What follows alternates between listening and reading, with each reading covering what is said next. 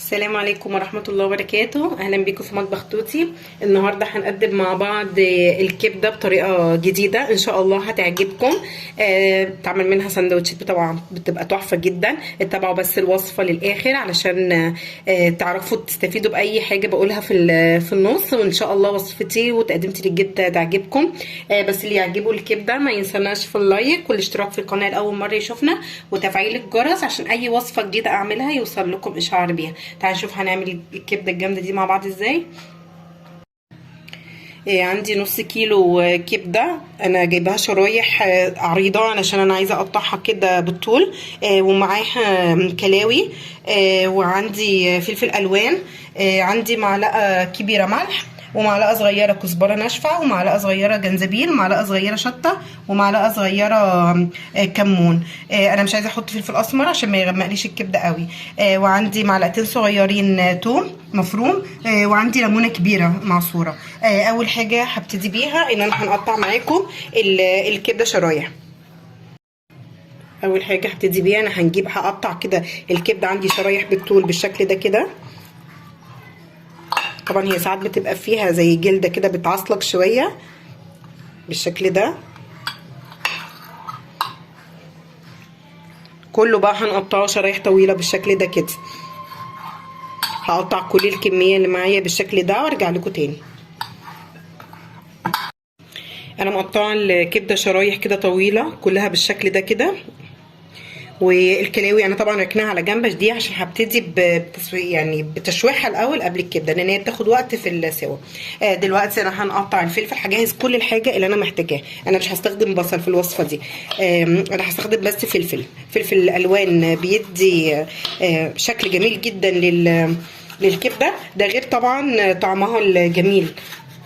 هنقطعها برضو عشان يبقى الشكل متناسق، هقطعها كلها طويله بالشكل ده كده.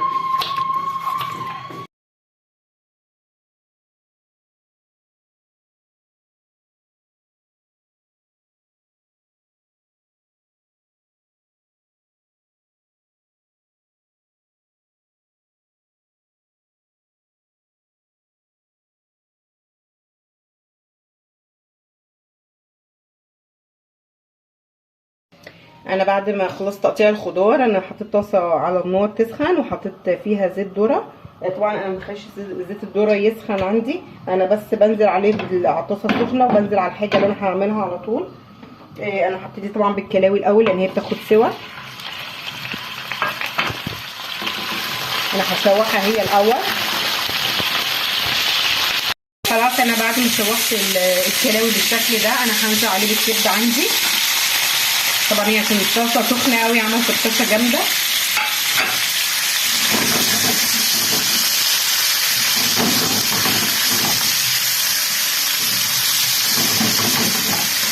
انا هشوحها الاول بالشكل ده كده تاخد كله اللون بتاعها يتغير.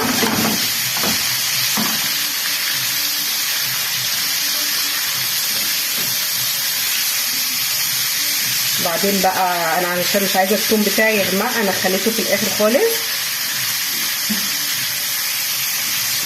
اول ما اللون كده يتوحد بالشكل ده كده انا هنزل عليه بالثوم.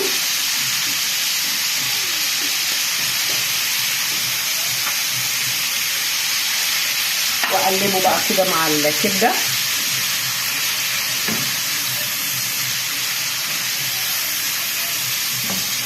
اشوح كده كله في الزيت. طبعا انا معليه النار.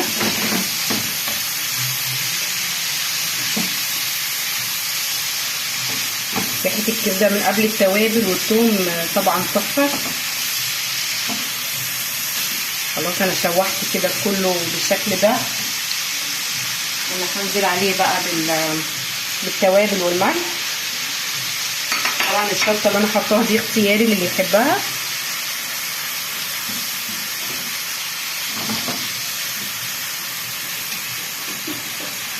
خلاص هبدأ كده بقى احط الليمون كمان.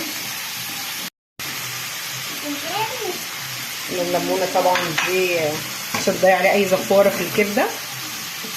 انا حاطه ليمونه كبيره عصراها. خلاص هي نزلت بقى خلاص كل السوائل اللي فيها وهتبدأ تتشرب بيها تاني. انا بقى هنا لما تتشرب انا ما بزودهاش ميه خالص. الكبده بتاعت المحلات ما بيزودوهاش ميه، لما تنشف بيزودوها زيت. فانا هنتبع بقى بعد ما تتشرب كل ده هبدا اشوف هنعمل ايه مع بعض. انا لقيتها اتشربت خالص كده، هي فيها حاجه زيت بس بصوت. انا هحط بس زيت كده شويه كمان عشان ما تنشفش الكبده مني. وهنضيف بقى في الاخر خالص الخل. انا طبعا مهديه النار عشان تستوي على مهلها الكبده. طبعا الكبده ما بتغيبش على النار عشان ما تشدش معانا. انا خلاص كده بس مهديه النار شويه. هنقلبها تقلبتين كده وهنسيبها برده تستوي 5 دقايق ونقفله ونشوفه هنعمله برده ايه مع بعض. انا خلاص الكبده بتاعتي بقت تمام واستوت. طبعا انا بندوقها بنلاقيها وما نلاقيها طريه، احنا ما بنشوفهاش قوي. انا بس هركنها على جنب كده وهشوح الفلفل الالوان بالشكل ده كده في نفس الزيت بتاع الكبده، ياخد الطعم الجميل ده قبل ما نقلبه في الكبده.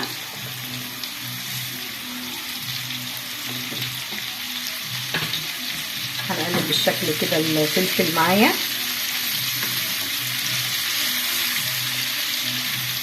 طبعا الفلفل بيدي طعم ولون جميل جدا في الاكلات الجميله اللي زي دي. هنشوحه الاول كده يدبل معايا، واول ما احس انه اتشوح هنقلبه مع الكبده على طول. الكبده بتاعتي خلاص استوت كده، الالوان اللي فيها طبعا طالعه تحفه جدا.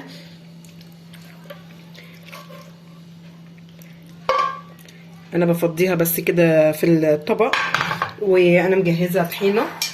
هبدا طبعا لو احب اعملها مع سندوتش ولا حاجه هنحطها بالشكل ده كده، وهبدا احط الكبده بتاعتي بالشكل ده كده بالفلفل بالالوان كلها. طبعا السندوتش بيبقى جامد جدا، اللي يحب طبعا ياكلها مع مكرونه برضو بتبقى جامده.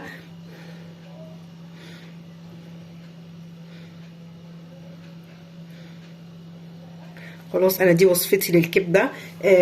يا رب تكون الوصفه عجبتكم وبألف هنا.